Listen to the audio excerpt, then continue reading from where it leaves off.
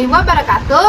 Halo guys, selamat datang di podcast Ngobrol Santai. Nah, di sini kami akan membahas mengenai sesuatu hal yang bukan hal baru lagi di kalangan mahasiswa, yaitu mengenai sistem informasi akademik atau yang biasa kita sebut dengan sebutan SIAKAD. Nah, di sini juga kami akan membahas mengenai bagaimana sih sistem ini berkaitan erat dengan sistem informasi manajemen atau yang biasa kita sebut dengan sebutan SIM. Nah, bersama saya ada 6 narasumber yang akan membahas secara tuntas mengenai apa sih itu SIAKAD. Nah, yang pertama itu ada Hai, saya Hardianami, saya bergabung. yang kedua ada Hai, saya Melani, siap bahas SIAKAD. yang ketiga ada Hai, saya Nurinda, siap. Saya sudah sangat siap loh dengan segudang informasi. nah, yang keempat ada Hai, saya Nurdiana, saya juga sudah siap nih. yang kelima ada Hai, saya Irma, semoga kita bisa terhibur dan mendapat banyak ilmu. yang keenam ada. Hai, saya Fadira, siap bergabung. Nah, dan saya Risma Mendasari yang akan menjadi host pada podcast hari ini. Yeay. Oke teman-teman, kita mulai dari pengertian dasar dulu nih. Menurut Hardiana, apa sih itu SIAKAD? Nah, menurut saya SIAKAD itu sederhananya sistem yang digunakan perguruan tinggi untuk mengelola data akademik, mulai dari data mahasiswa, dosen, mata kuliah, jadwal kuliah, dan lain-lain. Semua terintegrasi dalam satu sistem. Betul banget, bayangkan kalau masih manual ribet banget ya. SIAKAD ini benar-benar memudahkan administrasi kampus. Bayangkan dulu sebelum di era digital, semua data mahasiswa disimpan dalam buku besar mulai dari daftar nilai, jadwal kuliah, hingga pembayaran SPP, sehingga manual, rentan kesalahan, dan membutuhkan waktu yang lama. Iya bener tuh, bayangkan betapa repotnya jika kita tuh harus mencari data mahasiswa yang hilang atau terlambat, lalu muncullah SIAKAD versi awal nih yang masih berbasis desktop dan terbatas di lingkungan kampus. SIAKAD versi awal ini sudah lebih baik karena data tersimpan dalam database dan bisa diakses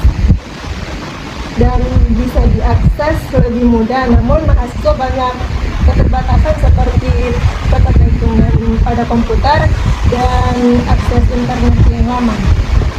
Nah, seiring perkembangan teknologi, SIAKAD pun bertransformasi menjadi platform digital yang lebih canggih. Sekarang kita bisa mengakses SIAKAD dengan smartphone kapanpun dan dimanapun. Betul. Adapun keunggulan SIAKAD digital ini sangat banyak. Proses administrasi lebih cepat dan efisien, data lebih aman dan terintegrasi, dan mahasiswa dapat mengakses informasi penting secara real time. Benar sekali, SIAKAD digital telah mengubah cara kita belajar dan berinteraksi dengan kampus. Kita bisa melihat jadwal kuliah, mengunduh materi, menyerahkan tugas, dan bahkan membayar SPP secara online pun bisa.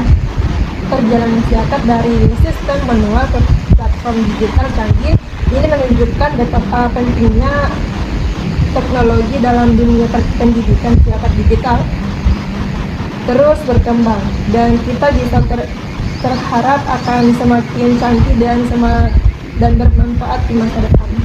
Nah, ini nih yang menarik kaitannya dengan SIM. Nah, kan SIAKAD ini kan termasuk salah satu subsistem dalam SIM yang ada di sebuah perguruan tinggi nih. Nah, kan SIM itu kan lebih luas, mencakup semua aspek manajemen seperti kayak keuangannya, SDM-nya, mungkin juga bisa operasionalnya dan lain-lainnya. Nah, SIAKAD ini kan hanya fokus pada data akademiknya. Jadi, SIAKAD itu bagian kecil dari SIM yang lebih besar ya? Ya dong. Bisa dibilang, SIAKAD adalah salah satu aplikasi yang mendukung terlaksananya SIM secara keseluruhan di kampus. Tepat sekali, dan pentingnya SIAKAD dalam SIM itu sangat besar. Bayangkan kalau data akademik berantakan, bagaimana kampus bisa merencanakan strategi pengembangan, atau bagaimana kampus bisa mengukur kinerja dosen dan mahasiswa. Nah, menurut dari pengalaman saya, SIAKAD juga sangat membantu dalam pengambilan keputusan. Misalnya untuk menentukan jumlah mahasiswa diterima. Setiap tahunnya kan mungkin selalu penerima siswa baru toh.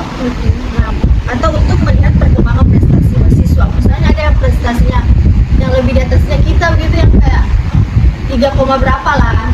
mungkin bisa kayak lebih tinggi gitu Ya, ya. oke. Nah, ada juga data yang akurat dan terintegrasi sangat penting. Jadi siakat itu kayak database-nya kampus ya. Gimana sih Risma pengalaman kamu selama mengakses siakat, sering mengalami kendala nggak? Dari pengalaman saya nih, siakat itu sudah lumayan bagus sih Kak. Tapi pasti tetap ada tantangannya atau hambatannya begitu, kayak sebelumnya jaringannya lemot lah, atau memang dan siakatnya memang lemot. Kan biasa kalau waktunya tuh pengisian KRS, kalau jaringannya lemot atau apa namanya siakatnya ini lemot, kan itu bisa menghambat kita gitu. Kayak sebenarnya kan itu kan kalau kita ngisi KRS itu harus buru-buru supaya kita tuh tidak kehabisan kelas begitu, atau memang diburu-burukan oleh dosen pengampunya juga. Terus ada beberapa, menurut saya juga ada beberapa fitur yang masih harus diperbaharui begitu. Misalnya tuh pas ngecek transkrip kan itu kayak agak susah. Terus kadang-kadang juga datanya tuh nggak lengkap. Nah itu dia, saya juga sering ngalamin, terus kadang-kadang muncul error, bikin panik, soalnya deadline-nya mepet, benar-benar merasa emosi deh. Nah, benar banget tuh. Siakat itu penting, tapi kalau sering error atau lemot bisa bikin kita stres, apalagi kalau lagi ngurus KRS atau ngecek nilai, pasti bikin deg-degan atau kayak khawatir gimana ya nilainya, bisa dilihat apa enggak. Setuju. Siakat itu memang penting, tapi perlu ada pengembangan dan perbaikan yang berkelanjutan. Tujuannya biar siakat bisa lebih ramah penggunanya, efisien dan aman. Oke Rema, kan tadi kan sudah kamu kayak paparkan mengenai pengalaman kamu nih.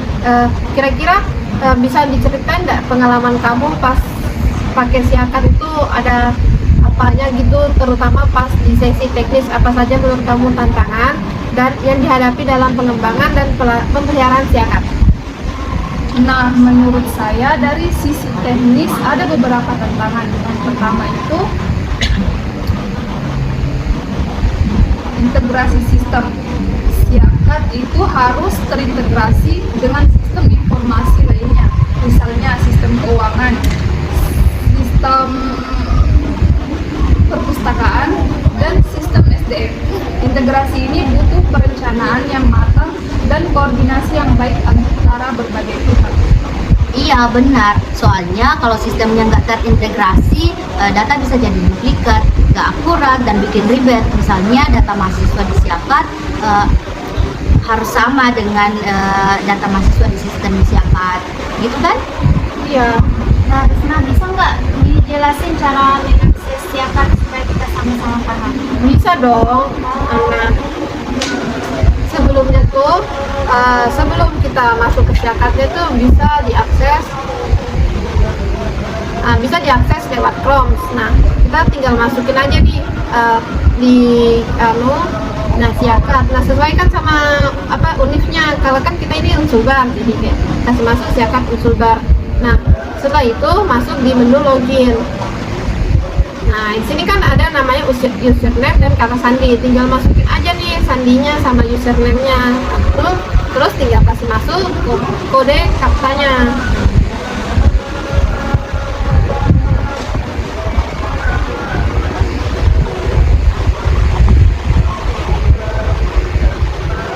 Nah, tinggal masuk ke menu login. Nah, di sini tuh di siakat dilengkapi dengan banyak fitur. Semuanya kalau mau absensi tinggal buka di kelas.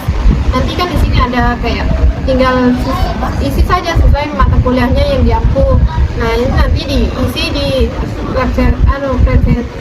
persepsi. Nah, di sini nanti dibuka sama dosennya.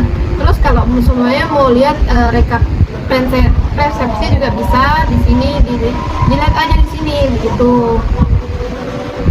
Terus di siakat juga itu ada fitur yang namanya rencana studi dan perwakilan. Kalau mau waktunya ngisi KRS itu tinggal pencet di sini, atau kita juga bisa lihat nih hasil studinya kita bagaimana tuh kayak begini. Ngerti kan? Gampang banget tuh pakai siakat. Jadi gitu ya. Iya.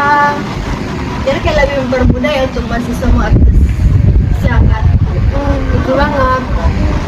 Terus menurut Irma tantangan lainnya apa sih?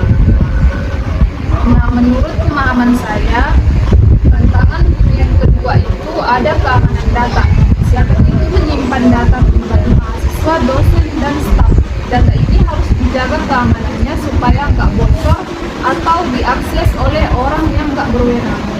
Nah, itu dia. Saya pernah dengar berita tentang kebocoran data di kampus lain. Serem banget kan? Bayangin kalau data kita bocor. Emang iya pernah tuh.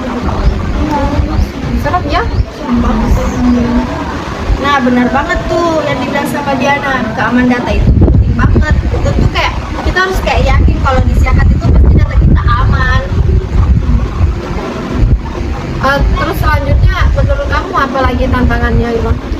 Nah, tantangan selanjutnya yang ketiga yaitu perawatan dan pemeliharaan sistem. Siakat itu kan sistem yang harus berkembang. Jadi perlu ada perawatan dan pemeliharaan secara berkala. Harus ada tim IT yang ahli dan berpengalaman untuk menjaga kelancaran sistem ini. Oke teman-teman, nah kita kan sudah membahas nih tentang tantangan-tantangan yang dihadapi selama kita menggunakan Siakat ini. Kira-kira tuh kita mau bahas solusi sama harapan yang kita inginkan untuk Siakat kedepannya atau enggak? Kayaknya harus sih, kayak kan kita sebagai mahasiswa perlu lah untuk berharap kalau kita mengakses suatu nilai bisa disiapkan, pasti perlu lah. Kalau gitu mulai dari Melani nih, apa sih harapan kamu untuk Siakat kedepannya? Harapan aku sih Siakat bisa lebih user friendly, mudah dipahami, dan mudah diakses. Terus fiturnya juga harus lebih lengkap, misalnya ada fitur untuk jadwal kuliah, ngurus KRS, ngecek nilai, surat keterangan, dan lain-lain. Nah, setuju Melanie. Siakat harus lebih responsif, nggak lemot, dan nggak sering error. Bayangin kalau lagi ngurus KRS, tiba-tiba Siakat error, bisa bikin panik, deadline-nya mepet lagi. Nah, benar banget tuh. Tapi kalau harapan aku sih kayak tentang Siakat itu bisa lebih aman. Mungkin kayak data kita tak bocor kemana-mana dan sistemnya itu lebih stabil. Setuju Indah, Siakat itu kan sistem informasi yang penting. Jadi harus dijaga keamanannya dan harus selalu update. Terus Siakat itu kan juga harus bisa menyesuaikan dengan kebutuhan mahasiswa dan dosen. Misalnya ada fitur chat atau forum diskusi untuk berkomunikasi dengan dosen. Oke teman-teman, nah kita kan sudah terima kasih nih karena sudah memberikan wawasan kalian nih tentang Siakat. Semoga apa yang kita bahas di sini itu dapat bermanfaat bagi kita semuanya. Terus harapan saya juga semoga Siakat itu bisa lebih berkembang